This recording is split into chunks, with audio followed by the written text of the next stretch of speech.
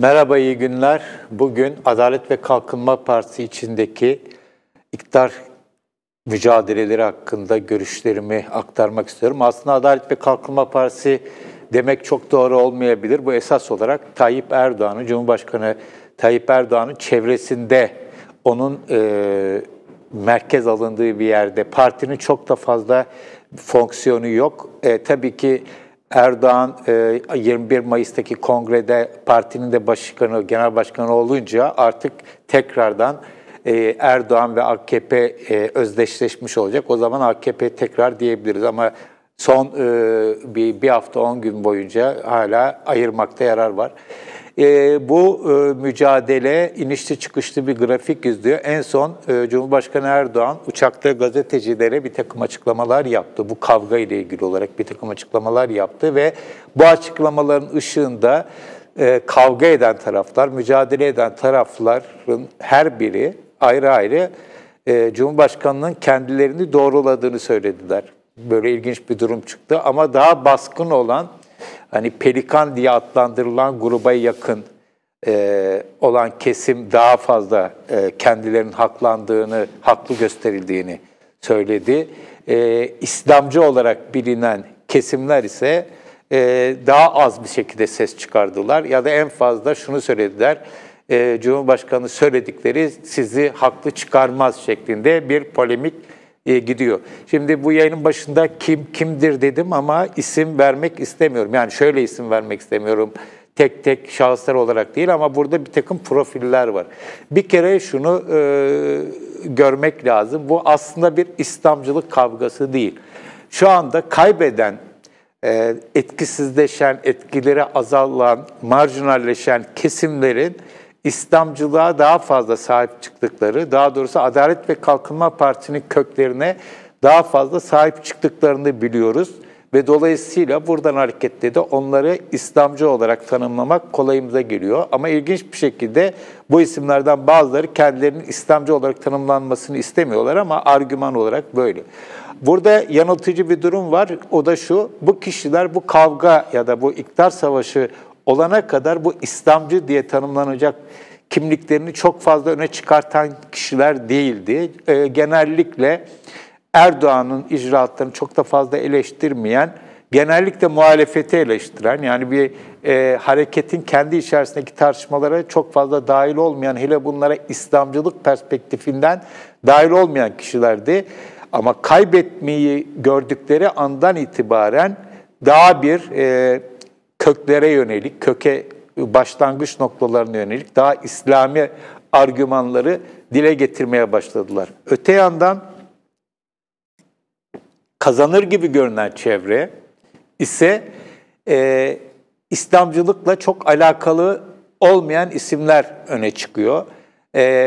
Hatta bunların İslamcılığın ötesinde dindarlık konusunda da çok İslam hareketle ve muhafazakar çevrelerle alakası olmayan bir takım insanlar şu anda Erdoğan'ın ya da Erdoğan'ın çevresinde bir de böyle bir olay var. Bir Erdoğan'ın çevresi var, bir de Erdoğan'ın çevresi var.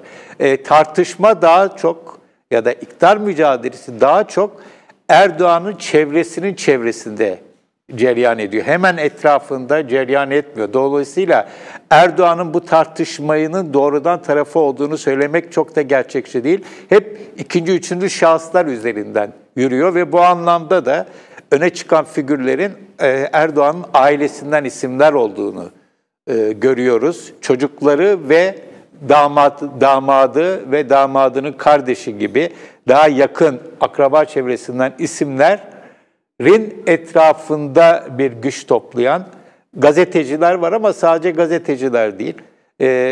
Başka mesleklerden de danışmanlar da var, başka kişiler de var, siyasetçiler de var. Ama daha çok tabii gazeteci ya da bir yerlerde konuşan, program yapan, yazıp çizen insanlar, başkalarına hedef gösteren insanlar tabii ki daha fazla dikkat çekiyor. Ama bunun parti teşkilatında da, parlamento grubunda da, belediyelerde de karşılıkları var. Yani sadece bunu bir avuç gazeteciyle bir başka avuç gazetecinin aralarındaki eski Babali polemiklerine benzer bir kavga olduğunu düşünmek doğru olmaz. Burada çok daha farklı bir olay yaşanıyor.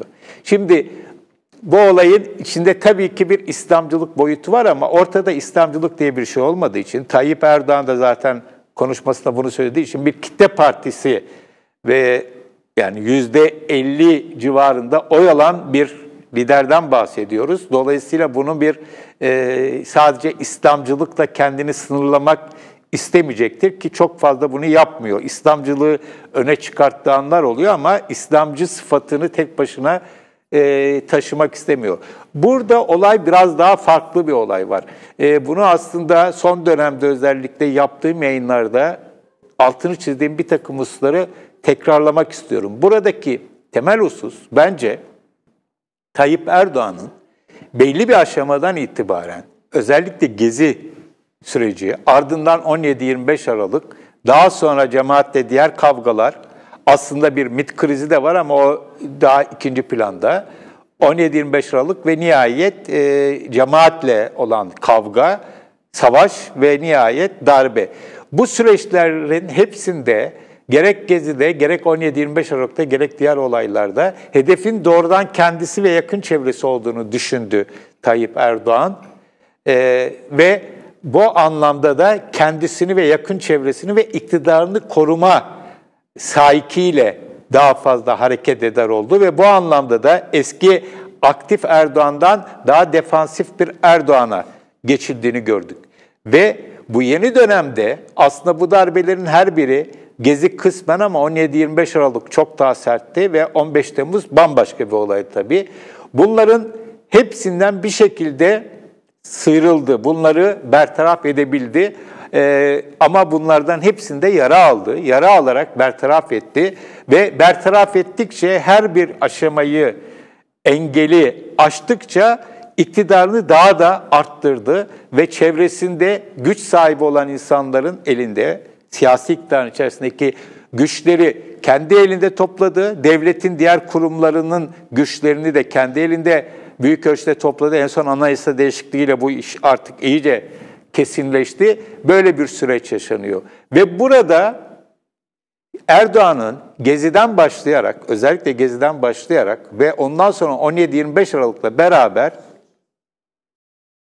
yakın çevresinden ya da parti içerisinden, belediyelerden, şuradan buradan bazılarının tam anlamıyla kendisiyle beraber hareket etmediğine inanıyor. Yani bazı kişiler tarafından ihanete uğradığını düşünüyor. Bunun arada sırada işaretlerini görüyoruz. Yeterince destek verilmediğini ki o dönemleri hatırlayanlar bilir. Bütün bu süreçlerin hepsinde Erdoğan çok sert tutumlar aldı ama partinin ve devletin içerisinde etkili olan birçok ismin aynı sertlikle onun yanında durmadığını gördük. Bunlar bir görüş ayrılığı, farklı eğilimler olarak görüldü ama Erdoğan için bunların hepsi birer var kalma, ölüm kalım meselesi olduğu için bu ölüm kalım meselesi sırasında kendisine tam anlamıyla angaja olmayan insanların her biriyle zaman içerisinde yollarını ayırmaya başladı. Onları marjinalize etti, etkisizleştirdi. Siyasetçiler, devlet adamları, bürokratlar, üst düzey bürokratlar ve aynı zamanda da tabii ki gazeteciler, başka isimler, iş adamları vesaire. Ve kendine yeni bir çevre oluşturmaya başladı.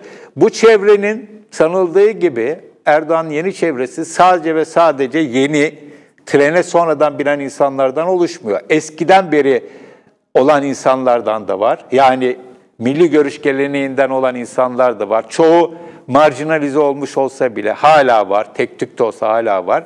İslamcı hareketin değişik yerlerinden gelen insanlar da var. Ya da başka yerlerden, başka gruplardan ya da siyasete ilk defa Erdoğan'la beraber atılan insanlar da var. Bu bir melez bir yapı var. Bir koalisyon değil ama bu. Koalisyon olabilmesi için her birinin bir gücü olması lazım. Hayır, bunlar Erdoğan'ın etrafında ya da Erdoğan'ın etrafının etrafında bir takım ekipler ve burada tek bir ilke var, reis. Yani bir reisçilik hareketi haline dönüştü bu olay. Dolayısıyla şu anda yaşanan olay, kayıtsız şartsız reisçi olanlarla reise kendini tabi görmekle beraber kendisinin de bir takım duruşları olabileceğini, gerektiğinde farklı görüşler dile getirebileceğini, farklı öneriler getirebileceğini düşünen, belli anlamlarda kendilerine özerk, bağımsız diyemiyorum, bağımsızlık iddiasında olan kimse yok. Ama iyi kötü özerk alan açmak isteyen insanların bu yeni dönemde çok fazla şansı yok. Çünkü bu oluşabilecek özerk alanlardan Erdoğan kendisine yönelik bir takım, kendi iktidarına yönelik ya da yakın çevresine yönelik bir takım inisiyatiflerin çıkabileceği endişesine sahip. Yani Gezi'den itibaren Erdoğan'ın en önemli meselesi var kalma meselesi, iktidarını koruma meselesi ve insanlarda, çevresinde aradığı en önemli mesele de güven, bir itaat. Artık itaat her şeyin önüne geçti. Bu yeni dönemin en önemli bence şifrelerinden birisi şu: kimse bu harekette, geçmişi ne olursa olsun, bir müktesep hakkı yok. Yani ben zaten bu harekete şu kadar emek verdim, ben bu hareketin bu kadar yükünü taşıdım, yıllardır bu hareketin kimse yazı yazmazken ben bu hareketin görüşlerini televizyonlarda ben dile getirdim vesaire vesaire. Bu argümanların hiçbirisinin şu anda bir anlamı yok. Dikkat ederseniz tasfiye olanlar, marjinalize olanlar genellikle geçmişe referans yapıyorlar. O eski günlere, güzel günlere referans yapıyorlar. Yani bir tür asr-ı saadeti, AK Parti'nin kendi gözlerinde bir asr-ı saadeti var. O asr-ı saadete gönderme yapıyorlar. Ama bu öze dönüş çıkışları hep başarısız olmuştur. Yani kullanışlıdır belki ama belli bir yerden sonra real politik karşısında başarısız olmuştur. Yani kimsenin bir müktesep hakkı yok. Kimsenin Tayyip Erdoğan'dan ayrı, bağımsız, özerk hatta bir iktidar alanı yok. İktidarlar paylaşılmıyor. İktidar alanları Erdoğan tarafından uygun görülen kişilere, uygun kafasına göre, duruma göre belli süreler için Erdoğan tarafından bir takım iktidarlar veriliyor. Gerektiğinde alınıyor, gerektiğinde arttırılıyor iktidar alanı. Ama bunların hepsinin karar vericisi Erdoğan oluyor. Yani bir özne var, o özne Erdoğan. Onun dışındaki insanların kendi başlarına bir özne olabilmeleri çok fazla mümkün değil. Yani bu dönemin, şu andaki iktidar savaşının en önemli hususlarından birisi, Erdoğan bugüne kimlerle geldiğinden çok bundan sonra kimlerle gidebileceğine bakıyor. En önemli ayrım bu. Yani kimsenin AK Parti içerisinde ya da İslam Hareketi içerisindeki CV'leriyle karşısına geçip bir şeyler elde edebilme şansı, tek başına bu CV'lerle elde edebilme şansı bence artık yok. Eskiden vardı. Eskiden herkesin iyi kötü bir background'ı, geçmişi yapıp ettikleri ve bunların karşısında da talepleri vardı. Şimdi bunların çok fazla bir anlamı yok. Şu anda gösterilmesi gereken en önemli şey, reisin çizdiği yolda ne derece gidiliyor. Şimdi bir bakıyoruz, İslamcılıkla hiç alakası olmayan insanlar var. Ama bir bakıyoruz yine İslamcı olarak bildiğimiz insanlar var. Yan yana durabiliyorlar. Aslında birçok insanın, ben şunu söyleyeyim, şu anda söz konusu olan, isimlerini anmak istemediğim, her iki taraftan kavga eden, mücadele eden insanların büyük bir çoğunluğunu tanıyorum, biliyorum. Bazılarını yakından tanıyorum, birbirleriyle kavgalı olanları ayrı ayrı tanıyorum ve ayrı ayrı da kendileriyle, çünkü onlar pek bir araya gelmiyorlar genellikle, ayrı ayrıyla görüştüklerim de var. Ve hepsinin öyküsünü ayrı ayrı da dinleyen birisiyim. Yani bir dışarıdan gözlem yapabilmek için buna bakıyorum. Ve şu anda gördüğüm çoğu bayağı yakından tanıdığım, eski İslam Hareketi içerisinde oldukları dönemde gazeteci olarak tanıdığım ve kaybeden insanların büyük bir kısmı kaybettiklerinin bilincindeler. Ve şunu aslında kabul etmek istemiyorlar. Aslında kabul etmeyi erteliyorlar diyelim.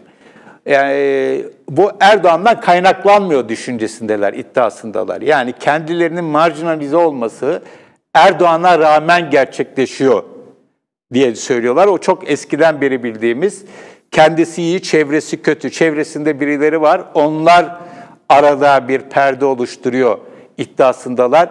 Ben bunun çok fazla gerçekçi olduğunu düşünmüyorum. Tayyip Erdoğan'ın siyasi kariyerini izlemiş bir gazeteci olarak Erdoğan'ın böyle yakın çevresinin kendisine rağmen ve kendisinin hoşlanmayacağı, hoş karşılamayacağı bir takım faaliyetlerde, icraatta bulunmasına izin verecek bir siyasetçi olduğunu hiç düşünmüyorum. Aslında bu etkisizleşen insanlar benden çok daha iyi tanıyorlar. Onlar benden daha fazla bunun bilincindeler.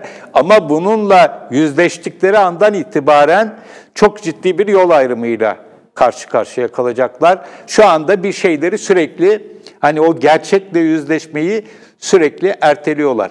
Peki bir takım adımlarla, öz eleştirilerle vesairelerle ya da tutum değişiklikleriyle tekrar bir güç sahibi olabilirler mi? Açıkçası bunu çok fazla sanmıyorum. Çünkü şu anda güç sahibi gibi gözüken kişiler, çevreler buna kesinlikle izin vermeyecek durumda. Çok acayip bir durum var aslında. Şu anda Türkiye gibi büyük bir ülkede, çok sayıda kurumun olduğu ülkede bir avuç insan her yeri hedef alıyor. En son bir darbe gecesi kayıtlarından hareketle, video kayıtlarından hareketle TRT'ye savaş açıldı. Bir başka gün bir başka gazeteye savaş açılıyor. Bir başka gün bir kuruma savaş açılıyor. İstanbul Büyükşehir Belediyesi'ne savaş açıldığını biliyoruz, Kadir Topbaş'a. Vesaire, böyle çoğaltılabilecek bir şey var. Ama sorsanız, yani bütün bunlar savaşlardan başarı elde etseler de TRT'yi ya da İstanbul Belediyesi'ni ya da diğer kurumları vesaireyi hepsini doldurabilecek sayıda insan da yok. Ama bu aslında bir güç gösterisi. Burada şunu göstermek istiyorlar. Bakın, biz hedef gösterdiğimiz yerler, kişiler kaybediyor. Demek ki biz güçlüyüz. Bunu göstermek istiyorlar. Ama ne derece başarılı olurlar çok emin değilim. Çünkü Tayyip Erdoğan'ın böyle kendisine rağmen, kendisinden habersiz aşırı bir parti içerisinde, hareket içerisinde aşırı bir kavganın, mücadelenin tırmanmasına izin vereceğini açıkçası pek düşünmüyorum. Uçakta söylediklerini aslında birazcık da öyle okumak lazım.